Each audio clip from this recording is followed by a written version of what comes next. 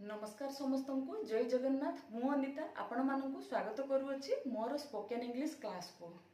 यही क्लास रे मु आपण मानक अति सहज और सरल भाव में इंग्राजी रे कथा कहवा शिखेबी।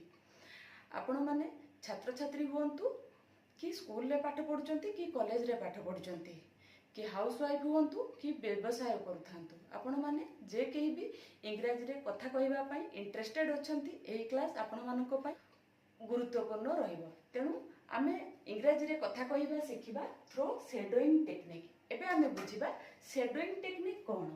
Shadowing technique means listening and speaking at the same time to improve fluency.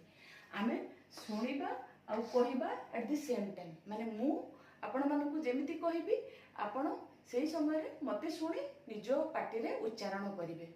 ताले बारंबार ए सेंटेंस को बारंबार जितेबेले आपण उच्चारण करिवे आपण कथा कहबा शिखि जिवे। आपण मने करंतु आपण जितेबेले छोट पिला हेथिले केमिति कथा कहबा शिखिथिले ओडिया कथा आपण कोन ग्रामर शिखि कि ओडिया कथा शिखिथिले केबे नुहे। आमे जितेबेले छोट पिला हेथिलु सेतेबेले आमे आम बापा माँ बड़ मानकु देखि तांको अनुसरण करी शिखिथिलु आ बारंबार गोटे कथा को आमे रिपीट करी करी आमे हमर ओडिया भाषा शिखि जाइथिलु। एबे एग्जैक्टली से सेम प्रोसेस रे शैडोइंग टेक्निक माने छाई माने गोटे जिंस को अनुसरण करिबा। मु कहबी आपण मते अनुसरण करिवे। मु कहबा परे आपण कहिबे निज पाटी रे उच्चारण करिवे। आ जदि उच्चारण न करिवे मुश्किल हो जिवो। आपन को उच्चारण करबा को पड़िबो काहे ना आमे ए क्लास रे ग्रामर जमा शिखिबुनु। आमे इंग्रजी रे कथा कहबा शिखिबु थ्रो प्रैक्टिस। देखंतु एटा रे हमर 60 डेज रो लेसन्स रहिबो। हमर टोटल 60 टू 65 लेसन्स रहिबो। आमे ता भितरे हमर क्लास देखिबा आमे केते अल्प समय भितरे आमे कवर करिबो।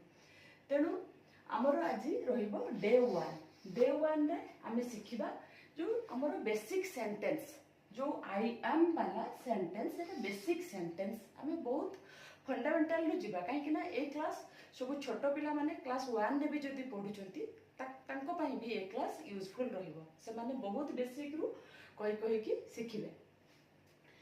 देखंतु एबे आमे जो ओडिया रे जो मु एपटे लिखिछि मु कहिबी आपण इंग्रजी रे जो जहा भी कहिबी आपण ताको उच्चारण करिवे।